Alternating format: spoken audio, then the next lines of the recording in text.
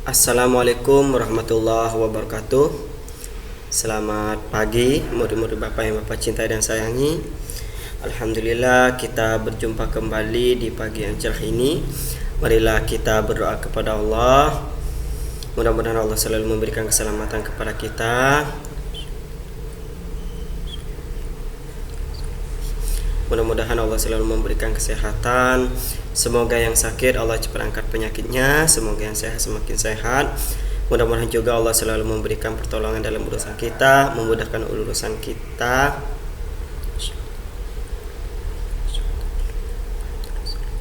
Memberikan kemurahan rezekinya kepada kita yang banyak, yang halal, yang berkah, yang bermanfaat bagi kita dan orang lain. Amin amin rabbil alamin. Baik murid Bapak, untuk hari ini kita akan belajar 3 pembelajaran tema Kurdis kemudian bahasa Inggris ya. Oke, untuk kita mulai dari Kurdis. Kurdis ini kita belajar membaca ya, belajar membaca surat Al-Alaq ya. Silakan kalian buka surat bukan surat Al-Alaq ya, surat Al-Falaq ya. Surat Al-Falaq. Silakan kalian buka buku paketnya halaman 26. Nanti Bapak akan memberikan contoh bacaannya. Oke, kita mulai dari ta'awudz dulu ya. A'udzu billahi minasyaitonir rajim. Bismillahirrahmanirrahim.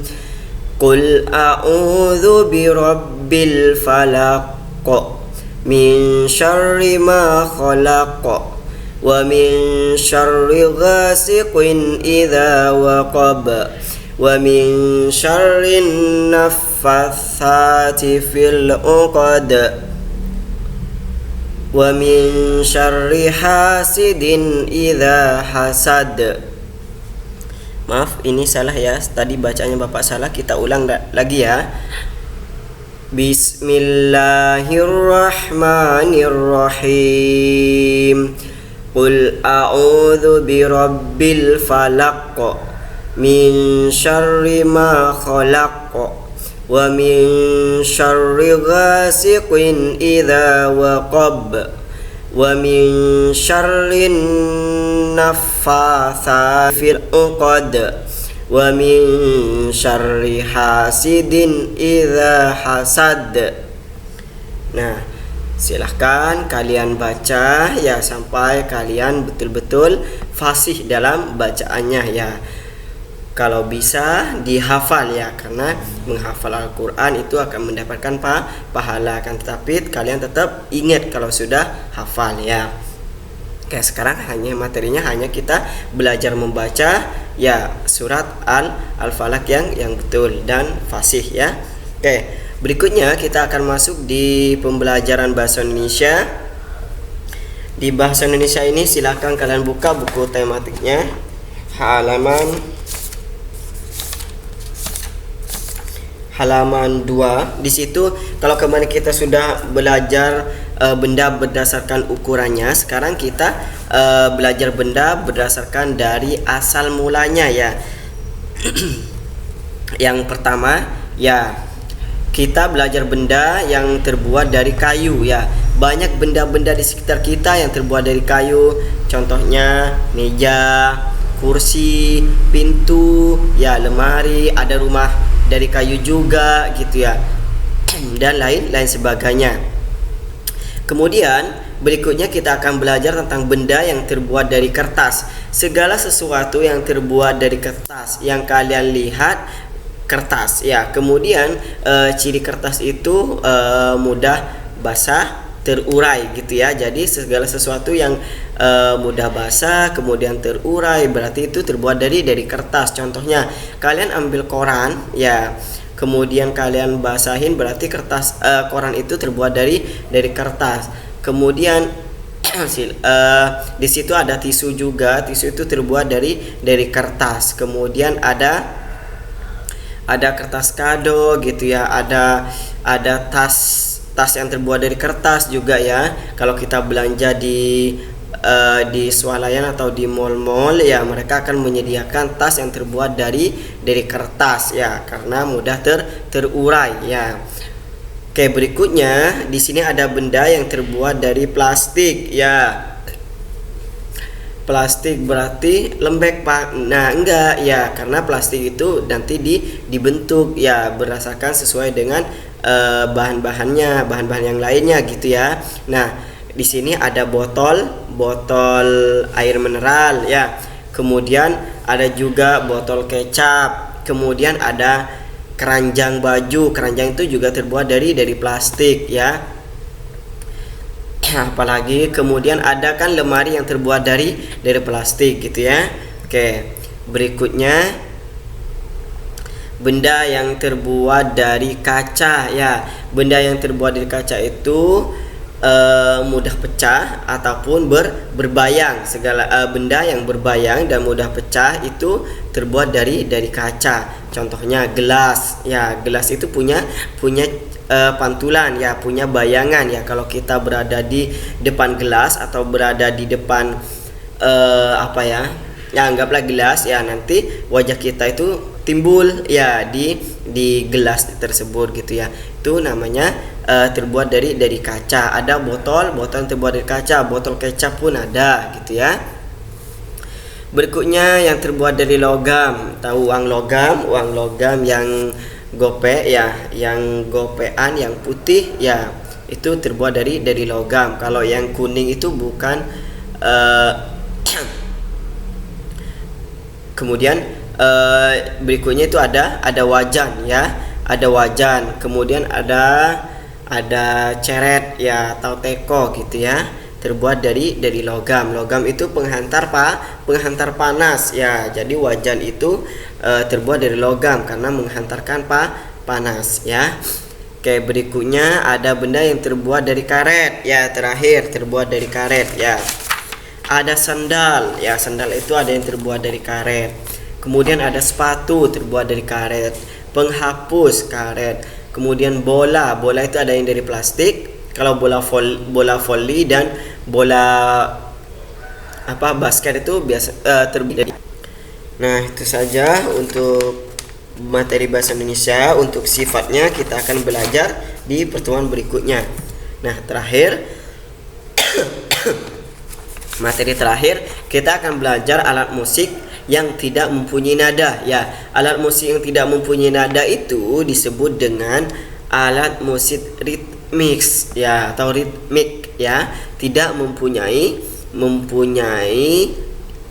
nada gitu ya, tidak memiliki nada, artinya dia hanya sebagai pengiring saja ya. Kalau yang mempunyai nada itu kan biasanya kayak gitar, kayak piano, biola gitu ya. Tetapi kalau alat musik ini hanya sebagai pengiring ya, biar tambah indah gitu ya. Misalnya ada gendang ya, kemudian tamborin, kemudian tifa dan lain sebagainya. Yang biasa kalian pakai kencreng itu ya, buat ngamen tuh ya, yang orang-orang pakai kencreng itu salah satu contohnya itu juga ya, yang sering kalian lihat ya. Itu tidak mempunyai nada, sehingga dia disebut dengan alat musik ritmik atau ritmis ya, sebagai pendamping. Nah, ketukannya gimana Pak? Ketukannya itu dibagi menjadi 3 ya. Yang pertama itu tepukan tangan ya, atau ketukan kuat ya. Kemudian tepukan paha atau ketukan sedang ya. Kemudian ini bagi kalau kita sedang berlatih ya. Kemudian petikan jari, ketukan lemah, contohnya seperti ini, ketukan lengan, berarti seperti ini ya. Nah gitu ya. Berarti kalau pelatihnya memukul tangannya gitu ya, atau seperti ini ya, atau seperti ini ya, boleh tepukan tangan ya.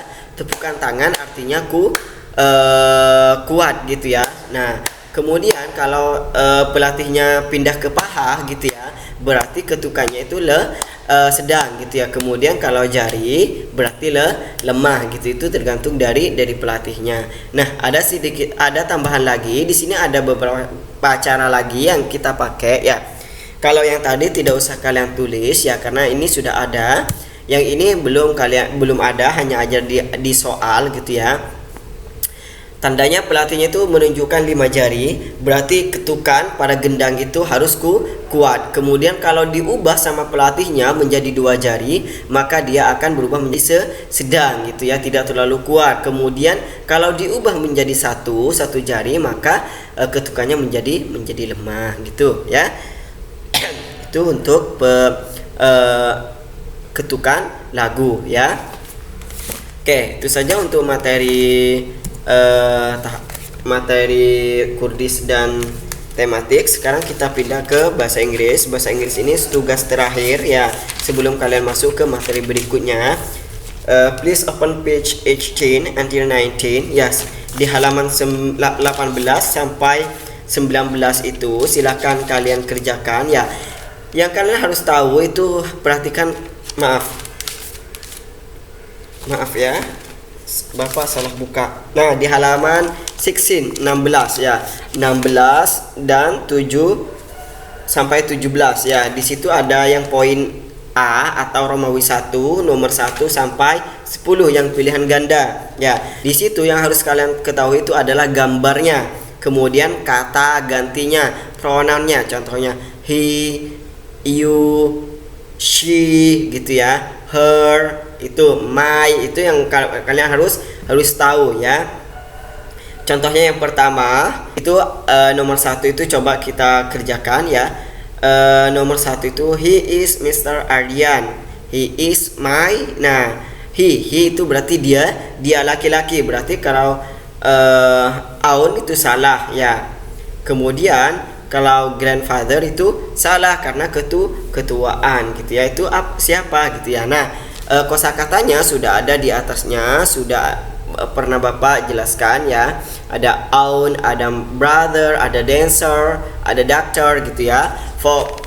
Kosakatanya sudah ada di sini ya. Tinggal kalian menjawab soalnya.